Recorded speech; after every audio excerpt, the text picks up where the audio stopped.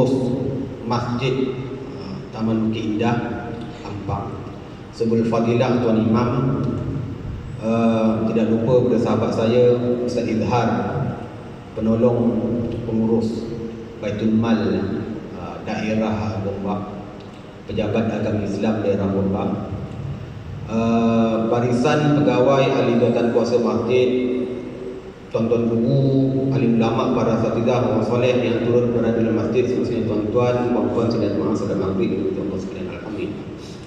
Alhamdulillah, pertama sekali marilah kita sama-sama merafakkan sepenuh kesyukuran kepada Ilahi kerana pada malam ini kita diizinkan oleh Allah Taala dapat bertemu dalam sesi pertemuan perbincangan tentang bab harta pusaka. Harta pusaka. Tajuk yang diberikan pada saya pada malam ini ceramahnya ialah harta pusaka bukan puaka. Dah lama saya tak dapat tajuk ni, tuan-tuan. Dulu seingat saya sebelum PKP tahun 2018 ke 2019, ada masjid dia bagi ceramah dekat saya, tajuk dia harta pusaka puaka. Lagi dahsyat, tuan-tuan ni. Yang ini okey lagi lah. Harta pusaka bukan puaka. Itu betul. Ya, tuan-tuan ni. Kalau harta pusaka puaka, itu lain. Tapi malam ni kita nak bincang, tuan-tuan ni. Kita nak bincang. Ya, kita buat santai-santai. Saya kalau boleh, ya, alhamdulillah ada papan tulis, ya. Saya nak santai-santai dan bergerak, ya, dan menulis di hadapan. Sebab kalau faraid ni dia lebih mudah, ya, untuk difahami kalau saya visualkan dia, saya imagekan dia. Tuan-tuan akan nampak macam mana yang dikatakan harta pusaka, siapa yang dapat, siapa yang boleh mewarisi dan bagaimana pembahagian kiraannya. Kita akan bincang dalam masa 1 jam. Tadi saya diberitahu oleh pengurus majlis sampai pukul 9. Bermakna dalam 1 jam ni saya cuba ringkas-ringkaskan. Kalau nak cerita pasal faraid sangat panjang. Saya kalau kuliah pasal faraid di masjid-masjid, di surau-surau, tuan-tuan, tajuk saya sangat kecil. Contohnya malam tu saya nak cerita bab apa? Isteri. Habis Isya. Macam malam tadi saya kuliah, tajuknya ialah anak perempuan kepada anak lelaki. Itu je tajuk dia, tuan-tuan. Persoalannya 1 jam sampai Isya habis persoalan, tuan-tuan. Tapi malam ni dia ceritanya umum. Saya nak cerita umum saja dulu supaya tuan-tuan tertarik hati lepas ni nak belajar dekat masjid ni tentang bab faraid. Mungkin boleh panggil Ustaz Izhar daripada Pejabat Agama Islam Gombak yang hadir pada malam ini untuk mengajar bab faraid. Yang lebih khusus lagi perbincangannya, cerita je bab faraid, siapa waris, berapa bahagian portion, pecahan-pecahan hak, bahagian isteri berapa, suami berapa, anak perempuan berapa, lepas tu anak lelaki, anak perempuan macam mana, ibu dan bapa dapat berapa bahagian tu. Itu dia ada hukum-hukum dia yang mengikat berkaitan tentang cara-cara kaedah pembahagian mengikut pusaka. Tapi malam ni saya nak cerita umum harta pusaka. Tajuk ni pun harta pusaka bukan puaka. Saya nak tunjukkan dengan tuan-tuan malam ni harta pusaka tu bukan puaka. Yang puaka tu siapa? Nanti sekejap lagi saya tunjukkan siapa sebenarnya yang puaka, tuan-tuan.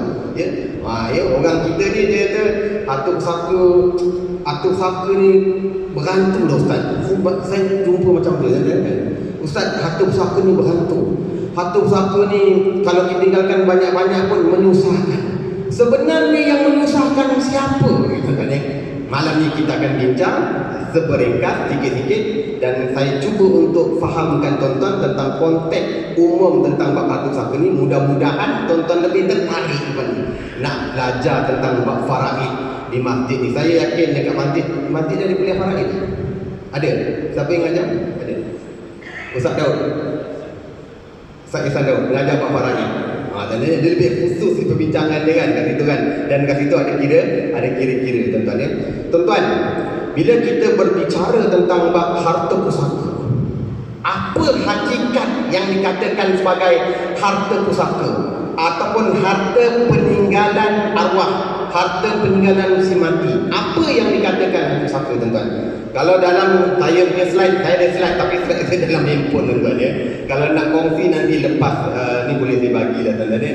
Ulama kata apa? Harta pusaka apa? Segala apa yang menjadi menjadi kepunyaan si mati di masa hidupnya. Segala apa yang menjadi kepunyaan si mati di masa hidupnya kemudian ditinggalkan untuk waris-warisnya, sama ada harta benda, hak-hak dan apa yang termasuk dalam miliknya setelah dia mati, tuan-tuan. Apa maksudnya, tuan-tuan? Harta milik mati. Syarat kita nak kata sesuatu harta itu adalah harta pusaka, mestilah harta itu harta milik si mati. Harta milik si mati. Jika harta itu bukan milik si mati, ya, maka dia bukan harta pusaka. Ini yang menjadi persoalan sebelum kita nak membahagikan harta pusaka. Kita kena tengok dulu status harta tersebut. Adakah harta itu harta pusaka? Betul. Itu bukan puaka berarti. Puaka ni tuan-tuan yang sebenar hakikatnya ialah bukan harta tersebut. Yang puaka ni tuan-tuan, waris ke sebenarnya tuan-tuan, yang menyebabkan harta tersebut tak dibahagikan, yang menyebabkan harta itu dimakan oleh waris-waris yang tidak sepatutnya, yang menyebabkan harta pusaka itu sekian lama beku, tidak dibahagi-bahagikan, tak terbiar macam tu. Yang jadi rugi siapa, tuan-tuan? Waris itu sendiri sebenarnya yang menyebabkan harta itu tidak dibahagikan, tuan-tuan. Bukan salah harta tersebut. Harta tak salah. Yang salah adalah ahli waris itu sendiri sebenarnya, tuan. Harta pusaka tak salah apa-apa, tuan-tuan. Dia tak berdosa. Tinggallah sikit ke banyak ke, tetap dia menjadi harta pusaka. Mimma qalla au kasur. Itu Allah sebut dalam surah An-Nisa ayat 7. Kan? Mimma qalla au kasur. Sikit ke banyak ke, itu tetap menjadi harta pusaka, tuan-tuan, ya. Dia mesti harta milik si mati. Jadi kalau harta tersebut bukan milik lagi si mati, dia tidak boleh disiarkan kepada harta. Apa contoh harta yang bukan milik si mati? Contohnya harta tersebut semasa hidupnya telah dijual oleh si mati. Harta tersebut bukan milik si mati lagi, walaupun gerannya masih lagi milik si mati, pentadbirannya kata milik si mati, tetapi hakikatnya harta tersebut kalau bukan milik si mati, dah dijual contohnya dengan orang lain. Hendaknya ada pula perjanjian jual beli ni, SMP ni wujud, tuan-tuan. Ada SMP, ada perjanjian jual beli ni. Maka mana boleh harta tersebut jadi harta pusaka? Kenapa nak dibahagikan pusaka, tuan-tuan? Betul tak betul, tuan-tuan? Yang kedua, kalau harta tu dah diwakaf, dah disedekahkan, tuan-tuan, dah wakaf dekat masjid, tuan-tuan, harta tersebut dah diserahkan pada masjid, cuma geran aja tak tukar. Kalau dekat kampung-kampung banyak saya jumpa kes macam tu, tuan-tuan. Dia dah wakaf, dia dah sedekah, dia dah bagi pada pihak masjid, tuan-tuan, cuma geran saja tak tukar, tuan-tuan. Maka itu bukan lagi dianggap sebagai harta pusaka. Hendaknya hukum semua lengkap, syarat semua lengkap, syarat wakaf semua dah lengkap, dah dilaksanakan, tuan-tuan, maka tidak boleh jadi harta pusaka. Yang kenapa perlu kita rebut-rebutkan? Kenapa kita mesti nak bercerita lagi, oh ini kita kena faraid? Tak perlu difaraidkan lagi, tuan-tuan. Tak perlu difaraidkan, sebab harta itu telah diwakafkan. Yang ketiga, harta tersebut telah dihibahkan. Kalau harta tersebut, kalau kita tengok statusnya, harta tu harta hibah, dah ada surat hibahnya, dah ada bukti hibahnya yang dibuat dekat pejabat agama dengan Ustaz Izhar, pergi pejabat agama Gombak, buat isytihar pengisytiharan hibah, dibuat pengisytiharan bahawa harta ini telah dihibahkan, rukun semua lengkap, syarat semua lengkap, ikut fatwa kita, tuan-tuan. Adakah harta itu jadi harta pusaka? Bukan harta pusaka. Yang pergi waris pergi rebut juga. Kenapa? Yang waris-waris pergi berebut, saya dengar ceramah dekat masjid, ustaz tu kata kalau harta si mati ni wajib bagi pusaka. Memang wajib bagi, ikut pusaka, ikut faraid. Tetapi harta tersebut statusnya bukan lagi milik si mati. Sebab maksud harta pusaka yang disebut oleh ulama dan kata segala apa yang menjadi kepunyaan si mati, apa sahaja yang menjadi milik si mati, dia jadi harta pusaka. Kalau dah dihibahkan, dah dihadiahkan kepada isterinya dah diberikan harta tersebut, peti ais ni dah bagi pada isterinya, sofa dah bagi pada isterinya, semua barang-barang dalam rumah arwah beli dulu untuk isterinya, dah siap akad dah, yang ini ayang punya, anak-anak semua dengar. Kenapa anak-anak masih nak tuntut lagi, tuan-tuan? Kereta Azia yang digunakan tuan oleh isterinya pergi pasar hari itu pun nak direbutkan pusaka tuan. Ya, gerannya nama si mati, betul. Gerannya memang nama si mati. Tapi arwah mati hidup memang beli kereta tu, kereta Aliyah tu untuk isterinya pergi ke pasar. Buktinya isterinya dah guna, memang dia bagi pada isteri dia tuan.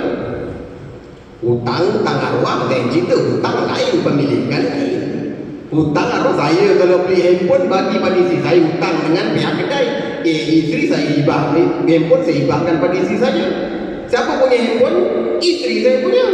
Hutang saya lah tuan. Kenapa?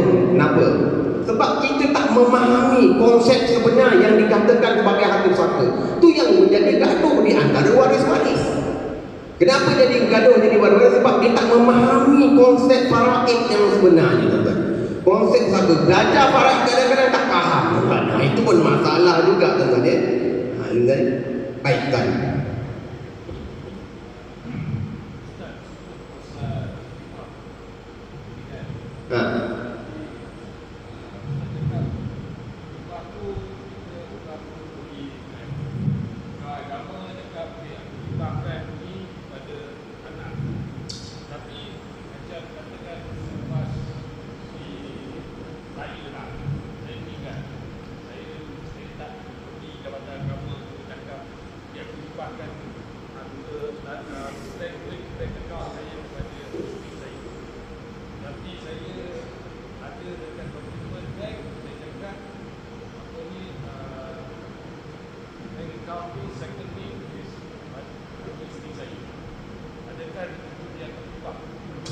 Belum.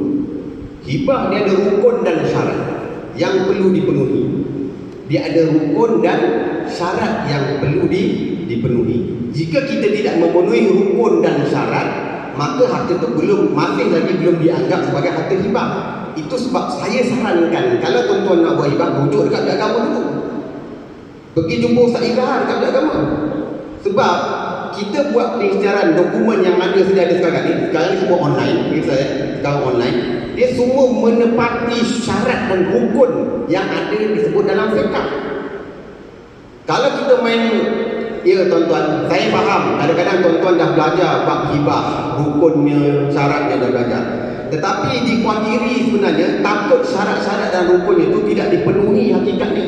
Macam mana kita nak buktikan bahawa duit tu tadi macam tuan kata dalam bank tu, tuan dah hibahkan.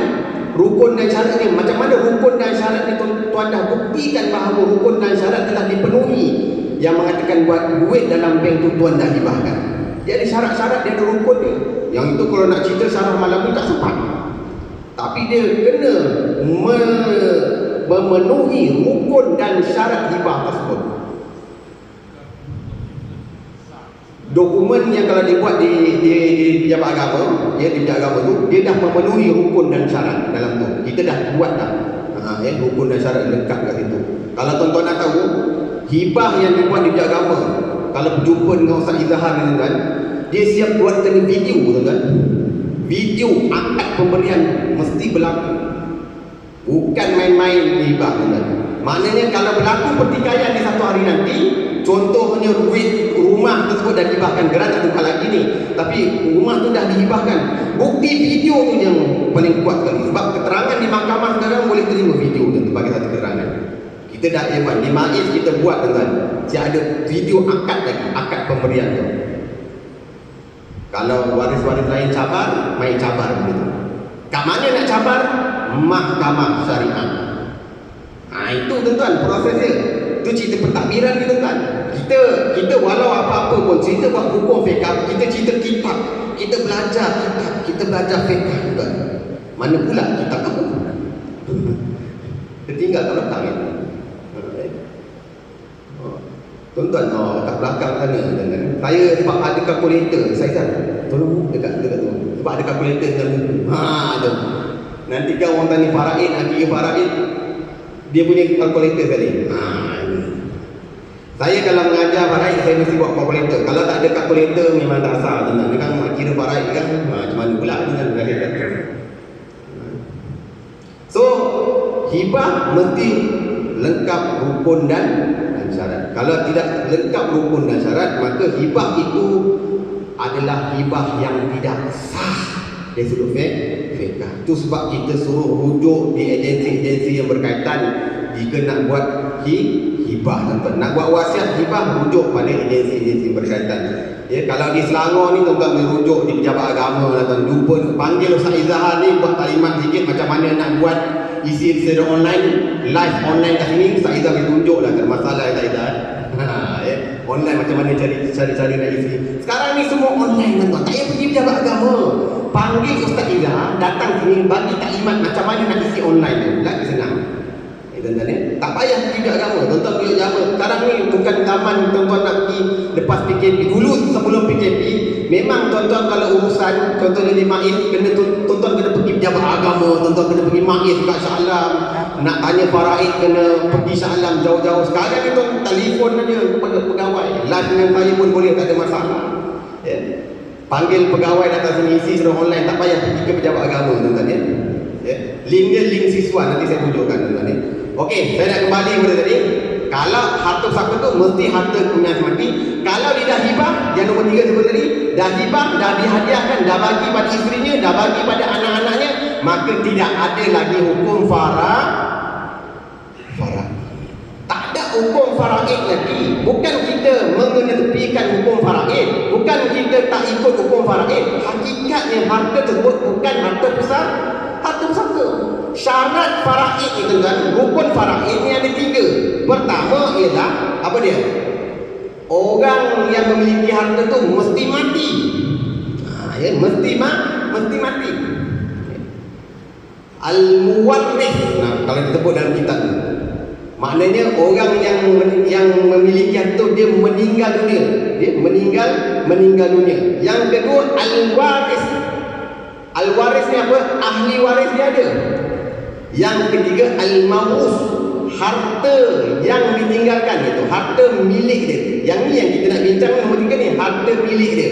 Kalau yang nombor 3 ni, rukun yang ketiga, harta ni tidak ada ataupun harta tu bukan harta milik dia, maka tidak ada lagi lah pusaka ataupun faraid. Tidak perlu gaduh-gaduh pergi pejabat agama, jumpa dengan Ustaz Izzahar, mengadu bagai macam ni macam tu. Tak payah, sebab harta tersebut bukan harta faraid ataupun bukan harta pusaka, tuan-tuan. Sebab dia dah dibahkan, dia dah dibahagikan semasa hidupnya. Orang-orang tua dulu sebenarnya, tuan-tuan, ini cerita sikit, tuan-tuan. Sebab saya di pejabat di maiz, tuan-tuan, salah satu tugas saya ialah mengambil sesi runding cara orang awam datang ke maiz untuk bertanyakan tentang bab pusaka. Biasanya saya akan di antara cerita-cerita yang timbul dengan saya ialah, tuan-tuan, harta-harta yang dimiliki lagi-lagi orang tua-tua, tuan-tuan, dulu. Diorang ni belajar agama tinggi. Hakikatnya harta ni dah dibahagi-bahagikan. Harta ni dah dibahagi-bahagikan pada anak-anaknya. Siap buat rumah lagi. Kalau dekat kampung, tanah yang ni dah buat rumah, yang ni dah buat rumah, dah jadi milik pun kepada anak-anaknya. Cuma geran tu arwah dulu tak tukar. Arwah cekedik. Sebab dia mengaji agama tinggi, tuan-tuan. Dia tahu kalau ditukar geran tu, tuan-tuan, memang anaknya macam-macam perangai ada. Ada yang pergi jual, ada yang pergi pajak dekat bank, tuan-tuan.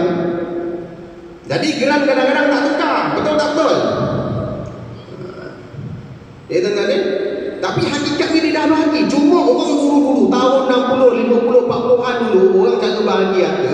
Dia tak ada dokumen-dokumen hibah macam zaman sekarang pergi pejabat agama.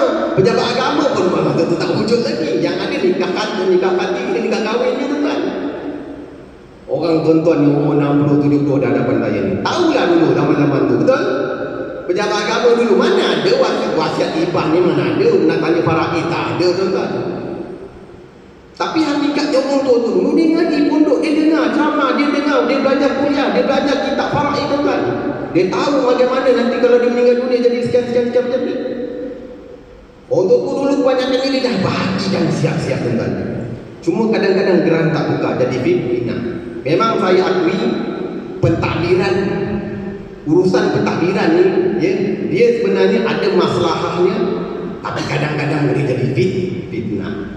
Ingat, saya tak kata geran tanah, geran motor, geran kereta tidak penting. Itu juga adalah penting, itu masalah. Sebab ada kaedah fiqh yang menyebut bahawa apa ni disebut dekat situ ya, pentadbiran ke atas rakyat itu wujud disebabkan apa? Disebabkan maslahah, disebabkan keperluan ya. At-tasarrufu 'ala ra'iyati manutun bil maslahah, itu ada kaedah mereka ya. Pentadbiran ke atas rakyat wujud di atas dasar maslahah gitu kan ya. Perlu juga pentadbiran. Kalau tak ada grant ya payah tuan-tuan. Kalau tak ada grant kereta susah tuan-tuan. Kalau tak ada grant motosikal susah tuan-tuan. Perlu juga tuan-tuan. Tapi saya nak kata kalau harta tersebut telah dihibahkan, cukup rukun, cukup syarat, maka harta tersebut pada hakikatnya bukan lagi dikira sebagai harta pusaka tuan-tuan ya. Tak perlulah cerita-cerita faraid. Seterusnya contohnya harta amanah. Harta amanah bukan faraid. Kalau harta tu harta amanah bukan faraid. Harta pinjam bukan harta faraid. Harta pinjam, motor tu arwah pinjam dia dulu dengan kawannya pun nak faraid juga, tak perlu faraid. Itu motor pinjam, harta pinjam. Patut kena pulangkan kepada tuannya tuan-tuan. Begitu hukumnya tuan-tuan. Harta kerajaan tak perlu faraid. Contoh harta kerajaan apa? Tanah TOL, tanah kerajaan yang tuan-tuan guna ya, itu bukan harta pusaka tuan-tuan. Meninggal baru sewa dengan kerajaan, baru TOL sewa dengan kerajaan, itu bukan harta pusaka. Meninggal dunia, tanah tersebut tidak boleh jadi harta pusaka tuan-tuan. Tapi orang kita tak, itu pun dipusakakan juga tuan-tuan ya. Cuma yang jadi persoalan pernah timbul pada pihak kami ialah hasil arwah usahakan atas tanah tu. Contohnya kebun kelapa sawit, ni cerita belah-belah sahabat benam lah tuan-tuan ya. Tanah kerajaan, arwah sewa dengan kerajaan dulu, tanah TOL. Atas tanah ada kebun kelapa sawit. Tanah tu memang tanah kerajaan, tidak boleh jadi faraid. Tetapi hasil tu buat boleh faraid tak? Oleh kerana dia adalah usaha daripada si mati, dia juga menjadi harta pusaka. Tu panjang lagi dia. Tu sebab yang disebut kat sini, dia mesti harta milik kepada si mati ataupun hak-hak kepentingan si mati. Hak-hak kepentingan si mati juga dikira sebagai pusaka.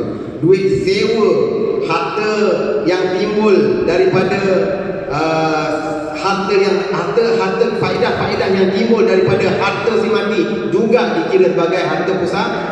Dan apa sahaja yang menjadi milik oleh si mati setelah dia meninggal dunia dikira sebagai harta pusaka tuan-tuan ya. Contohnya kalau dalam kitab fiqh tu disebut apa? Arwah pergi menangkap ikan, menjala ikan, dipasang bumbu dekat sungai. Kemudian tengah hari dia tinggal dunia. Petang tu dia angkat bumbu itu, perangkat ikan tu, ada hasil ikan. Hasil ikan pusaka tak? Ya, ulama kata. Walaupun arwah dah meninggal tengah hari. Arwah pagi tu usahakan benda tu, dia tengah hari dia meninggal dunia. Petang tu tuan-tuan diangkat ada hasil. Itu adalah harta pusaka. Itu sebab ya, apa yang menjadi milik oleh si mati juga sebagai harta pusaka ya. Kalau bukan milik si mati, bukan hak si mati, bukan yang menjadi hak kepada si mati, dia tidak boleh jadi harta pusaka ya tuan-tuan ya. Itu sebab ya, harta pusaka ni kena tengok dulu statusnya sebelum kita nak tentukan ini nak bagi faraid je. Orang kita ni sikit-sikit faraid. Faraid itu betul, itu adalah hukum Allah Taala, betul. Saya sendiri mengajar faraid. Saya sendiri kata selalu kalau saya ceramah, saya kuliah kat masjid, saya kata wajib bahagi harta pusaka mengikut hukum faraid. Tak ada pilihan. Tak ada pilihan tuan-tuan. Kalau namanya harta pusaka, wajib faraid. Tak ada pilihan. Tak ada pilihan bagi sama rata. Tak ada pilihan ikut hukum adat nombor 9 atau apa-apa, tak ada. Apa lagi? Nak ikut, nak bagi semua dekat orang lelaki ke? Kalau belah kita pantai barat di belah adat Temenggung, bagi dekat orang lelaki, tak. Wajib ikut faraid. Kalau namanya harta pusaka, tak ada pilihan. Habis tu macam mana saya dengar ustaz ada kata boleh bagi sama rata, boleh muafakat? Itu kena belajar tuan. Dia sebelum kita nak bahagi ikut muafakat, kita nak bagi ikut hukum adat, bagi semua harta tu kayak orang perempuan, orang lelaki langsung tak dapat pusaka dia kata. Ada kan? Hadis sidang. Orang lelaki tak dapat pusaka dia kata. Yang dapat pusaka semua orang perempuan kan. Orang lelaki boleh cari sendiri, orang perempuan tak ada apa-apa. Dia kata orang semua orang perempuan yang dapat pusaka. Ada tahu istilahnya tu? Tuan-tuan. Ikut hukum adat juga. Kalau dah namanya harta pusaka, mesti wajib ikut faraid dulu. Kalau nak ikut hukum adat ke, nak ikut muafakat ke, mesti tahu dulu kiraan faraid ni. Bagaimana hak-hak faraid yang telah ditetapkan ke atas waris-waris. Dah tahu hak faraid, kemudian nak ikut hukum adat, tak kisah. Nak bagi muafakat, tak kisah. Nak bagi semua waris lelaki semua pun tak kisah, tak ada masalah. Nak bagi dekat mak semua pun boleh, tak ada masalah, tuan-tuan. Yang penting ialah mesti faraid terlebih dahulu. Faraid dulu. Sebab harta tu adalah harta pusaka. Itu harta faraid. Hukum Allah tidak boleh didahului. La tuqaddimu baina yadillahi wa rasuli. Jangan mendahului hukum Allah dan Rasul. Tapi kalau status harta dah tukar macam tadi, dah hibah, dah bagi, dah hadiah, dah wakil, itu tak ada pusaka. Itu bukan harta pusaka. Dia mesti syaratnya harta tu bila harta milik mati barulah difaraidkan dan tak ada pilihan. Mesti faraid, mesti kira faraid. Yang menjadi persoalan kebanyakan tempat yang saya datang ceramah adalah mereka tak nak kira faraid. Terus buat persetujuan bagi sama harta. Terus buat persetujuan buat muafakat. Tak boleh. Mesti kira faraid dulu. Mesti kira faraid dulu. Mesti tahu hak dulu. Kalau arwah ada isteri, ni dah belajar kan, sebab ada kuliah kan dekat sini, saya tunjuk je lah. Sebab tuan-tuan dah belajar, dah kira lah. Kalau si mati ada isteri, ada 2 orang anak perempuan, ada ibu, ada saudara lelaki, contohnya, boleh bagi sama rata? Tuan-tuan, boleh tak bagi sama rata? Mana boleh bagi sama rata? Kena kira faraid dulu. Kira faraid dulu. Contoh dekat sini, isteri berapa? 1/8 bahagian. Sebab si mati tak ada anak. Si mati ada anak, 2 orang anak perempuan. 2 anak perempuan dapat 2/3. Betul kata betul. Tuan-tuan dah belajar faraid dekat sini, betul? Yang saya laju terus. Ibu dapat berapa? Ibu dapat pusaka tak? Ibu. Tuan-tuan dah belajar dengan Ustaz Daud kan? Ibu dapat pusaka. Berapa bahagian ibu? Ibu bahagian dia 1/6. Tu dah belajar faraid dengan ni. Ilmu yang mudah lupa, Nabi kata wa huwa yumsa. Ilmu yang mudah lupa. Ilmu apa? Ilmu faraid. Ibu ada hak 1/6. Saudara lelaki dapat berapa? Sobah. Ni saudara lelaki si ibu sebapak ni, tuan-tuan. Bukan saudara lelaki si ibu. Saudara lelaki si ibu lain cerita, tuan-tuan. Asal masalah 24 dekat sini. Macam mana dapat 24? Tu tuan-tuan pun dah belajar lah. Dia terang kan ya. Faham kan? Saya nak cerita je, tuan-tuan. 1/8 daripada 24, 3. 1/3 daripada 24, 16. 1/6 daripada 24, 4. 16 campur 3, 19. 19 campur 4. 16 campur 3, 19. 16 campur 3, 19. 19 campur 4, 20. 23. 24 tolak 3, 21 bagi dekat saudara lelaki. Ni kira dulu, tuan-tuan ni. Dah faham belum? Yang isteri si mati, isteri si mati dapat 3/24. Dah tahu belum isterinya 3/24 ni? Saya kalau bagi faraid, tuan-tuan, dekat Maiz ni ada satu perkhidmatan yang disebut sebagai perkhidmatan urus pusaka, tuan-tuan ni. Perkhidmatan urus pusaka. Pegawai siasatan ni saya dah, tuan-tuan. Biasa kalau saya jumpa dengan waris-waris, inilah benda yang saya tegang dulu. Isteri dapat 3/24. Tanya dulu, faham tak 3/24 tu? Kalau dia faham Ustaz, 3/24 maknanya saya ada hak 3/24 daripada semua harta pusaka arwah. Itu faham dah, tuan-tuan. Tapi kalau cerita 3/24 ni faham, dia diam ni, tuan-tuan. Tak tahulah apa tak 3/24 tu dia kata. Kalau orang Jawa dalam tempat saya tu, apa yang 3/24? Orang reti lah dia kata, tuan-tuan. Tak faham dia kata. Kena terangkan 3/24 ni. Kalau dia tak faham 3/24 ni, terangkan dalam bentuk persen. Contohnya 12.5%. 3/4 darab 100. 12.5%. Faham tak faham dalam bentuk persentage? Kalau dia tak faham juga dalam bentuk persentage, buat dalam bentuk duit. Contohlah si mati ada duit 1 juta. Dia ada hak 125 juta. Contohnya dekat situ. Dia faham tak? Biasa kalau dalam bentuk duit, faham lah ya tuan-tuan ya. Jarang saya jumpa orang bagi faraid. Saya dah tegangkan sampai makcik ada hak 125 juta, dia tak faham.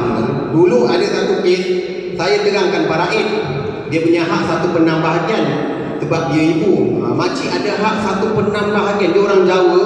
1/6 bahagian, orang apalah dia kata. Dia kata orang apa ni maksudnya tak apalah, tak kisah dia kata. Dia 1/6. Dia tak kisah. Bila saya, tapi hak makcik 14,000 ni, 14,000 dia kata. Bila sebut 14,000 dia faham. Bila dia faham maknanya apa? Makcik nak tak 14,000 ni? Kalau 14,000 tu saya dah lah dia kata. Tiba-tiba dia faham. Tadi dia kata orang apa, dia kata tak apa, tak kisah. Bila sebut hak dia 14,000, dia nak tuan-tuan. Biasanya kalau dah terangkan sampai jumlah duit ni, jarang orang tak faham lah tuan-tuan ya. 34 ni dia tak faham. Tapi kalau dalam bentuk duit tu, yang anak perempuan dah berapa, kena tegangkan. Anak perempuan ni, anak perempuan dapat berapa? 16/4 bagi 2, seorang dapat 8/24. Dia dah faham belum? Hak dia 84. Ibu dia dekat sini ada hak 4. Ini ibu dia dekat sini ada hak 4/24. Dah diterangkan belum bahagiannya? Lepas tu adik-beradik arwah saudara lelaki dekat sini, dia ada hak 1/24. Walaupun kecil bahagian dia 1/24 ni, lebih kurang kalau bahagian dia 6% lah. Kalau taksiran saya tuan-tuan, saya agak-agak tuan-tuan ya, 1/4 tetap ada hak juga. Dia dah faham belum hak dia?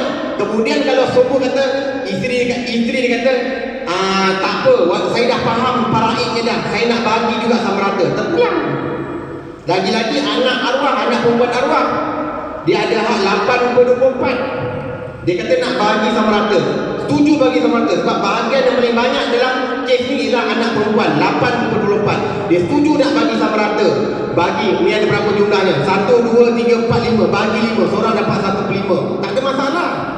Baru boleh muafakat nak bagi sama rata.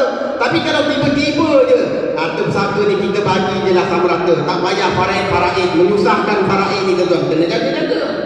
Mana boleh cakap faraid menyusahkan, mana boleh cakap faraid ni hukum yang tak betul, tak boleh. Dia kena kira faraid dulu tuan-tuan. Dah faham faraid, barulah kita boleh cerita muafakat. Orang kita sikit-sikit nak muafakat, sikit-sikit nak muafakat, tak boleh. Ini pun kalau dalam kes ni tuan-tuan, agak-agak tuan-tuan lah. Kalau kita cerita, dia mula-mula tadi nak bagi sama rata. Bila kita dah tunjukkan hak masing-masing, 8/24 ni apa, 1/24 ni apa, 4/24 ni apa, dah tahu hak bahagian mereka, nak ke yang ni perempuan ni bagi sama rata? Jarang yang dah. Biasa dia nak tuntut hak faraid dia. Kalau dia nak ambil hak faraid dia pun, dia nak bagi dekat mak dia. Kalau anak perempuan, betul ke tak betul? Begitulah cara kaedahnya tuan-tuan. Dia nak tuntut apa rakyatnya. Ni, saudara lelaki ni, dia ada hak 1/4. Kalau bagi sama rata, dia suka je. Tapi cuba tanya dengan adik-adik lelaki arwah, nak ke 1/4 ni? Aku kalau boleh 1/4 ni, tak nak ambil lah. Bagi je lah dekat anak saudara aku semua. Tengok, settle. Tu baru kaedah yang betul. Dah ada proses pemberian hadiah ataupun hibah di antara saudara lelaki ni, dia bagi pada anak saudara ni dekat sini. Itu cara kaedah yang betul tuan-tuan. Bukan kita main bagi sama rata je tuan-tuan ya. Tanya dengan dia, hak dia 1/4 ni nak ambil, kita nak ambil ya. Berapa satu? Contoh kalau lah duitnya ada 1 juta tuan-tuan, 1/4 daripada 1 juta berapa? Itu kena kira lah tuan-tuan. Aku pun tak tahu juga ya. Satu bahagi 24 darab 1 juta. 1, 2, 3, 4, 5, 6.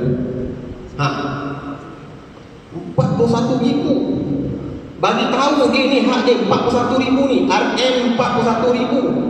Nak ke tak nak 41,000 ni? Kalau nak kena bagi. Sebab itu hak faraid. Tuan-tuan sendiri pun boleh jawab. Nak tak duit 41,000? Jangan yang kata tak nak. Mesti naknya. Kalau tak nak lagi bagus tuan-tuan ni. Bagi. Nak bagi satu. Tak apa ustaz, saya tak nak ambil 41,000 tu. serahkan 41.000 tu pada anak saudara saya. Alhamdulillah. Ini pun dituntut juga dalam Islam. Sebelum kita nak bersedekah dengan orang, nak sedekah kat orang miskin dekat luar sana, dekat fakir miskin, dekat masjid, nak buat baik, ni buat baik dulu dengan kaum kerabat. Ij'alhu fi qarabati fa huwa khairul laka. Kamu bersedekah pada kaum kerabat kamu, itu adalah amal yang paling baik. Ini yang susah nak buat ni tuan. Sebab kalau kata-kata saya tanya dia, nak duit ni tuan. Saya bagi contoh. Saya ni hari-hari kerja saya ialah menyelesaikan masalah faraid, buat paper faraid. Saya buat siasatan faraid satu. Kalau orang ada rumah, ada duit cash, dia cerita betul tuan. Saya tak tipu dengan tuan. Cerita file dengan saya. Ada rumah dekat, saya nak sebut, tak payah sebut lah tuan.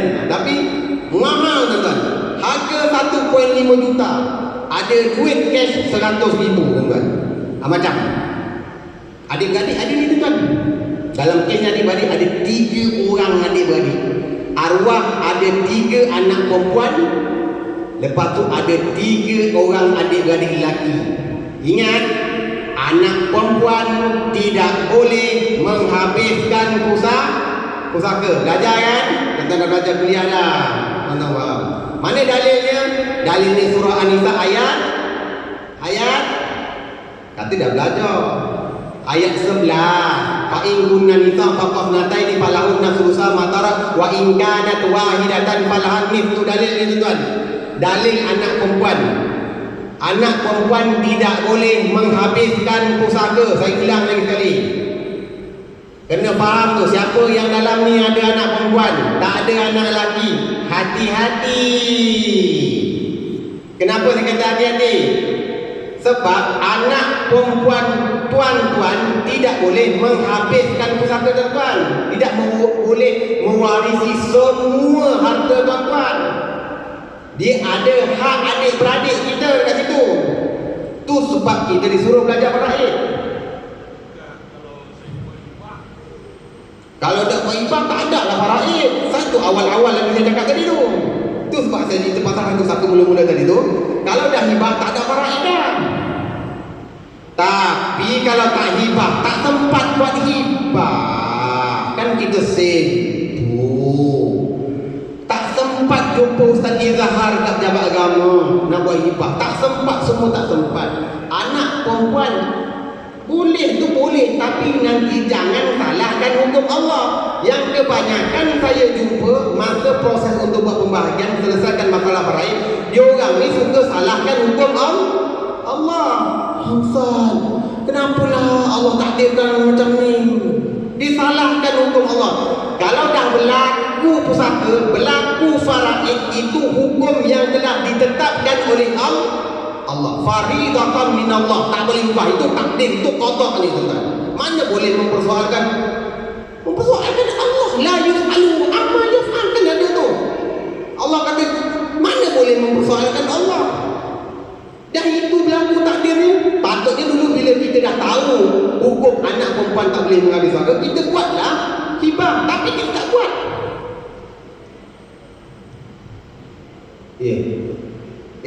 Kata itu syiar, kata. Sila, bukan boleh, jangan minta izin, kita teruskan. Kita berhenti azan juga ya.